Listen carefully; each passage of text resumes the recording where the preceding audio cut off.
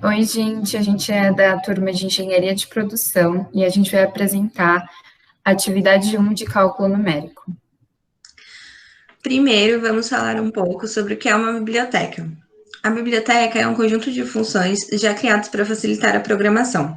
Toda linguagem de programação tem uma biblioteca padrão, onde se encontram diversas funções, como, por exemplo, as funções matemáticas. Para esse exercício foram utilizadas duas bibliotecas, a Randall e a Math. A biblioteca Randall é utilizada para gerar números aleatórios, enquanto que a Math fornece funções matemáticas. No exercício 1, pede-se a conversão de um número decimal para um número binário. Nesse exercício, ao colocar o número do RA, o programa retorna um número aleatório arredondado em duas casas decimais. Para isso, foram utilizadas as funções Randall, que gera um número aleatório, e round, que arredonda esse número aleatório. Entretanto, é necessário separar a parte inteira desse número da parte decimal, para que as transformações para binário sejam feitas de forma separada. Para isso, utilizamos a função int, que converte uma string para um número inteiro.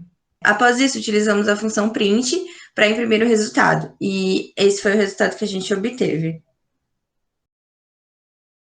Na parte 2 do exercício, após a separação da parte inteira da parte decimal do número, criou-se uma lista, no nosso caso, a lista num.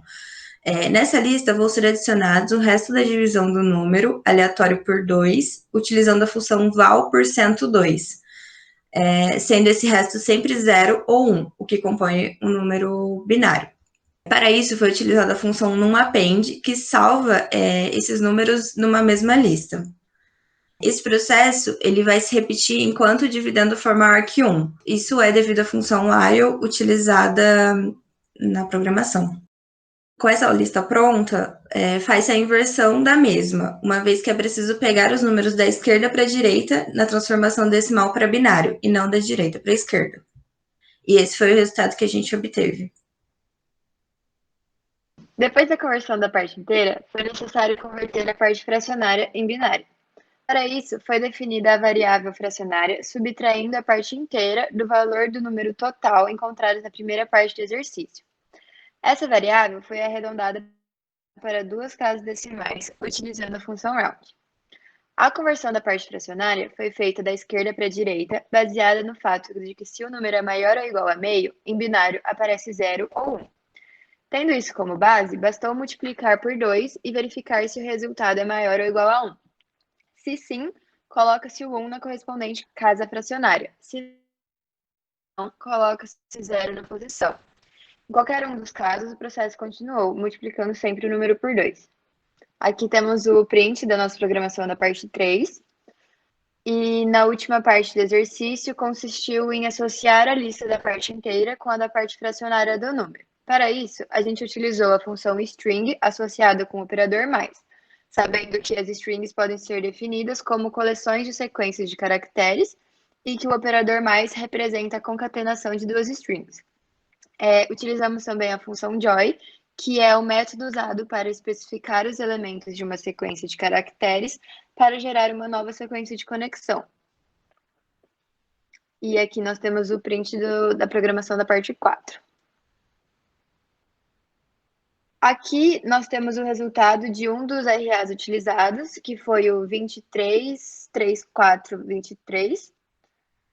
E o número aleatório gerado foi 34,72. E o valor obtido através da conversão da base 10 para a base 2 está representado no final do slide. Aqui nós temos mais um exemplo. E os outros dois exemplos também. Bom, agora a gente vai falar sobre o exercício 2, que ele aborda sobre a precisão da máquina. Bom, então o que é a precisão da máquina? Ela é, por definição, o menor número positivo em aritmética de ponto flutuante epsilon, tal que 1 mais epsilon é maior que 1. É super importante a gente ter conhecimento dessa precisão da máquina sendo utilizada, porque em vários algoritmos a gente precisa verificar se o valor é próximo de 0. Então, nesse exercício, a gente vai utilizar o Python, e o nosso objetivo vai ser analisar qual o menor valor somado a uma variável val que o computador reconhece e não aproxima de 0. Então, para a gente partir para a parte do algoritmo, a gente precisa entender alguns conceitos antes. Um deles é a aritmética de ponto flutuante, que se trata de uma forma de representação de números racionais utilizado nos computadores, os quais são representados como frações na base 2, que é a base conhecida por binária. Porém, a maioria das frações decimais, elas não podem ser representadas exatamente como frações binárias, gerando uma imprecisão na representação ou do cálculo da máquina. Um computador também, ele opera no sistema binário, ele tem uma quantidade fixa de posições para armazenar os dígitos da mantícia de um número, utilizando-se dessa aproximação de decimal para binário para a realização dos cálculos. Então, a gente não pode esperar um resultado muito exato, justamente porque alguns números, eles não conseguem ser representados na base binária, e gerando essa imprecisão. Então, a gente observa aqui, a mantiça significa parte quebrada ou excedente do peso, ou seja, se a gente tem um número 24,45, 45 vai ser a mantiça de um número, que é a parte decimal do logaritmo. E a representação de um número, ele depende da máquina que a gente está utilizando, porque cada sistema tem uma base numérica adotada, ou seja, ele tem diferentes números que ele consegue armazenar na mantiça e etc. E a gente ressalta que é muito interessante que a gente transforme os números reais para ponto flutuante, porque o ponto flutuante, ele utiliza menos espaço de armazenamento e a máquina consegue obter um espectro muito maior de números a serem representados.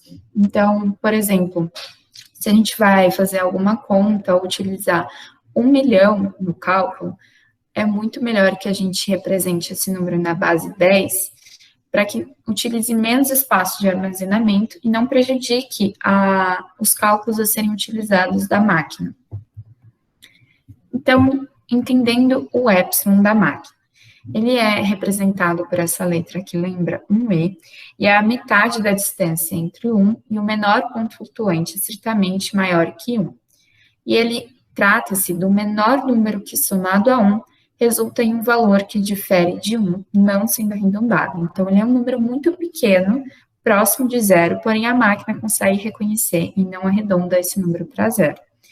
E ele representa a exatidão relativa da aritmética do computador, ou seja, de suas operações matemáticas. Nessa primeira parte do exercício 2, o código desenvolvido teve como base o número aleatório gerado no exercício 1. Esse valor aleatório foi chamado de val, e também é importante observar que o epsilon da máquina, nesse caso, foi chamado de A.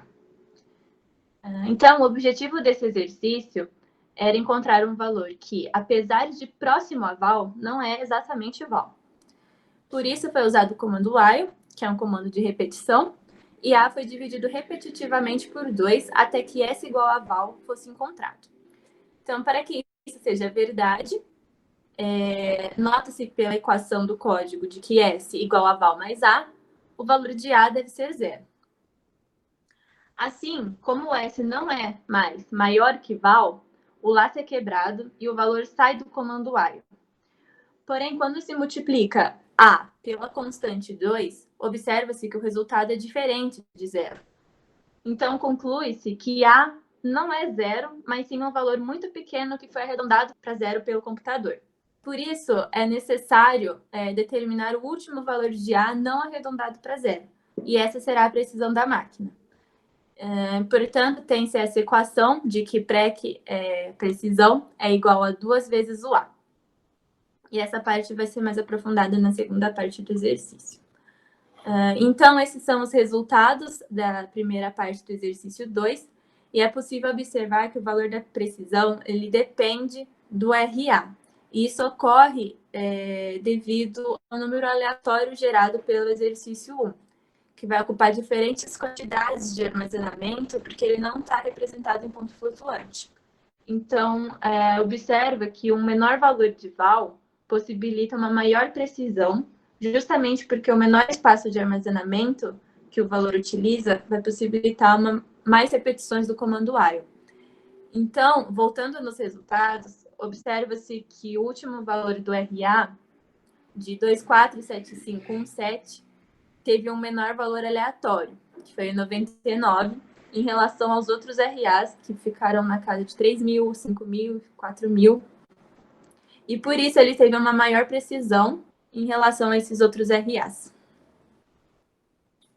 Uma vez que quanto maior a variável, menor a precisão da máquina, decidimos então rodar um programa que utilizasse variáveis bem pequenas, seguindo os mesmos princípios da parte 1.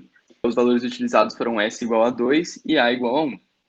Como vocês podem ver, a precisão obtida com o algoritmo novo foi relativamente menor do que o obtido com os RAs, estando na casa do 10 elevado a menos 16. Com isso, a gente valida o conceito que a gente tinha apresentado anteriormente de que quanto menor a variável, maior a precisão obtida pelo programa, consequentemente, melhor a precisão da máquina. Ainda para comprovar essa teoria, a gente utilizou uma biblioteca do Python chamada sys. Essa biblioteca ela permite calcular o valor teórico da precisão da máquina. O programa está ali na direita, vocês podem ver, e o resultado obtido para a precisão real foi exatamente o que a gente obteve utilizando os valores pequenos nas variáveis. Isso comprova que ambos os programas permitem calcular a precisão da máquina de uma forma válida. Aqui a gente trouxe os dados para comparar. Então, os dados obtidos, a precisão obtida com o programa 1, elas estavam na casa do 10 a menos 13 ou 10 a menos 14. Quando a gente passou para as variáveis pequenas, e assim como o resultado teórico, a gente obteve uma precisão muito melhor, que estava na casa do 10 elevado a menos 16. Seguem agora algumas bibliografias que a gente utilizou. E é isso. Obrigado pela atenção de todos. Deixa o like.